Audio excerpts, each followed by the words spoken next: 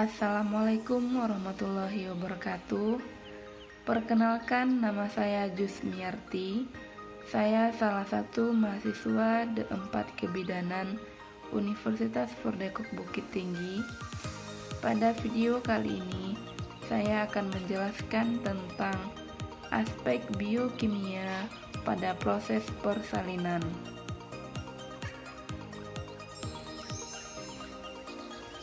Definisi biokimia merupakan makhluk hidup terdiri atas unit kecil, sel, proses pertumbuhan dan reproduksi, atau ruang lingkup biologi.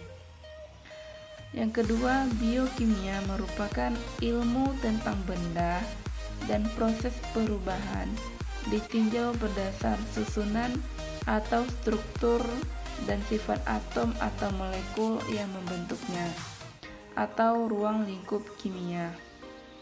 Sedangkan biokimia atau ilmu yang meninjau organisme hidup dan proses yang terjadi secara kimia, organisme hidup dan energi yang diperlukan atau dihasilkan. Tujuan biokimia adalah untuk mendapatkan pemahaman yang komprehensif pada tataran molekuler tentang berbagai proses kimia yang berlangsung di dalam tubuh makhluk hidup. Biokimia merupakan ilmu yang mempelajari segala bentuk perubahan molekul atau perubahan struktur kimia yang terjadi pada makhluk hidup.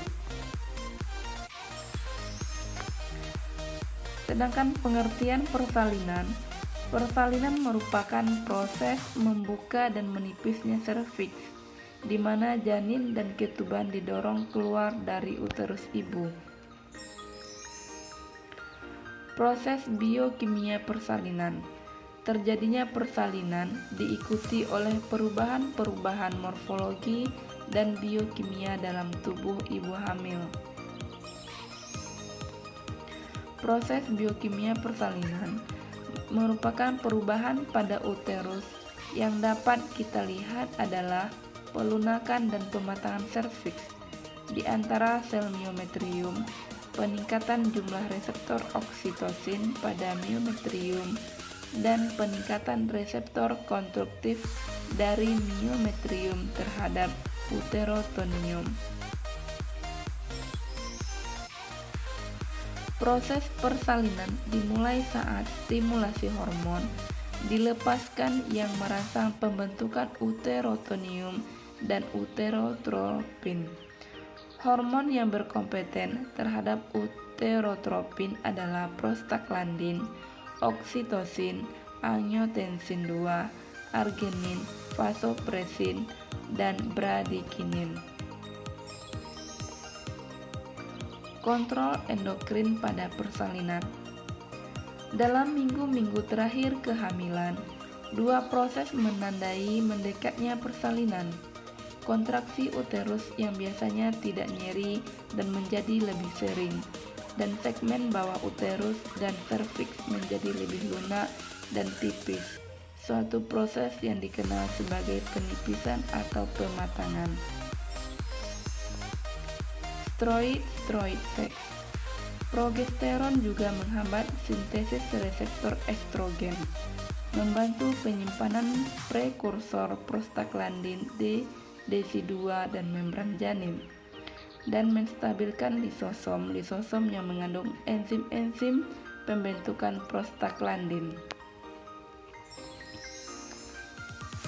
Progesteron sangat penting untuk pemeliharaan kehamilan dini, dan hilangnya progesteron akan mengakibatkan berakhirnya kehamilan.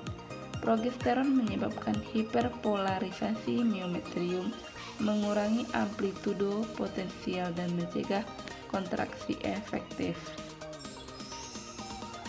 Jadi rasio estrogen, progesteron mungkin merupakan peningkatan rasio estrogen. Progesteron telah dibuktikan mendahului persalinan. Progesteron meningkatkan jumlah reseptor oksitosin dan celah batas miometrium. Oksitosin. Infus oksitosin sering diberikan untuk menginduksi persalinan. Kadar oksitosin ibu maupun janin keduanya meningkat spontan selama persalinan. Namun itu tidak satupun yang dengan yakin dapat dibuktikan meningkatkan sebelum persalinan dimulai.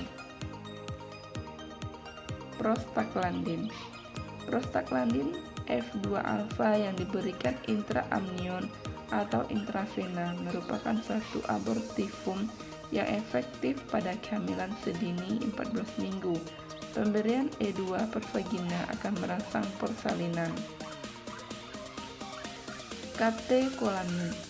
Katekolamin dengan aktivitas adrenergik alfa 2 menyebabkan kontraksi uterus, sementara adrenergik beta 2 menghambat persalinan reseptor alfa di miometrium.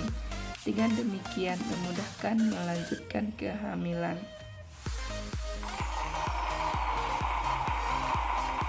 Sekian video saya kali ini. Saya ucapkan terima kasih dan assalamualaikum warahmatullahi wabarakatuh.